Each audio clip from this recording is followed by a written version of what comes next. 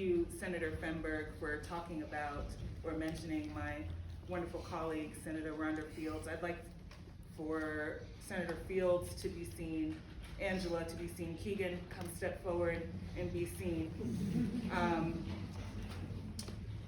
Maisha to be seen.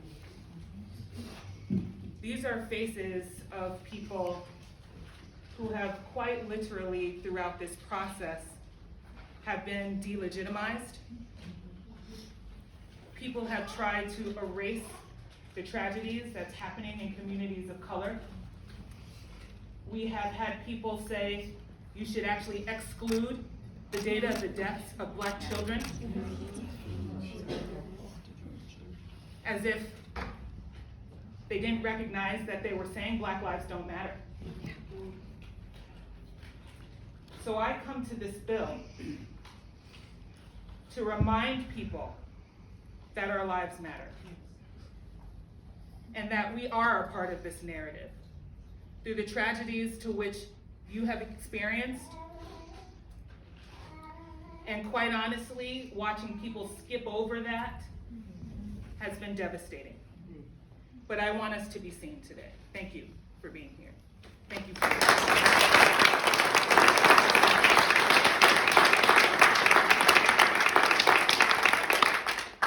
I also want to talk about our group of students.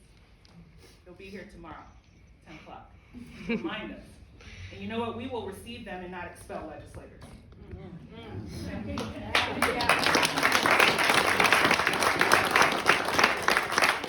But more importantly, I want to remind us that we need to actually not just see our students here. We saw students from North High School, Montbello High School, West High School. I even talked to students from Sheridan High School, and I want to shout out what they said. Not that we just see thousands of students here and we as adults can just make policy. I want to remind us what they said. Students don't want their schools turned into OK corrals. They're not advocating for shooting back. Students don't want people to have guns in the first place. Students want to know what we can invest in to help kids value each other's lives and value their lives. So we need to also invest in what they are saying. How much does it cost to have a mental health provider in every building, not just a police officer? These are critical questions. And what leads to the ERPO conversation has always been, could we have known, could we have done something? And even through the face of people who would openly defy the law, or openly say, I will not step in to potentially save a life because I believe more in that gun than I do in that life. What this bill has done is remove that barrier to expand it to people who know folks who are challenging, who believe in the notion that people who cannot handle firearms, people who are in crisis, people who refuse to use them responsibly should not have them. And I don't care where you fall on this issue. If I hear one more time, it's not the gun, it's the person, but then you don't support this law, then maybe you don't really mean it. Because that's what we are addressing here. For what it's worth, we did not set up a world in which someone can just come for your weapon. Someone has to know you. And also we have provided so much due process that taking away guns might actually have more rights and process than it would be to even remand a body.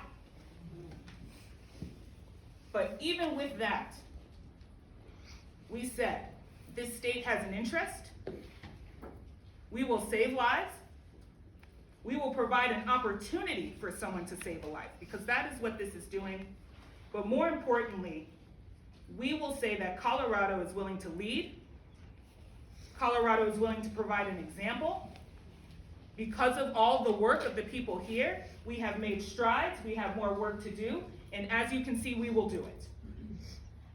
So again, thank you to everyone who has literally put their lives on the line, who is mourning the lives of their families, who gets up through the trauma to go to work. If you are in a position to know how to save a life, this bill offers you the opportunity to do that. It offers you an opportunity to do that in which is fair. But most importantly, please know that this state and this legislature takes this seriously, and we have not just seen you, we have heard you all. Thank you.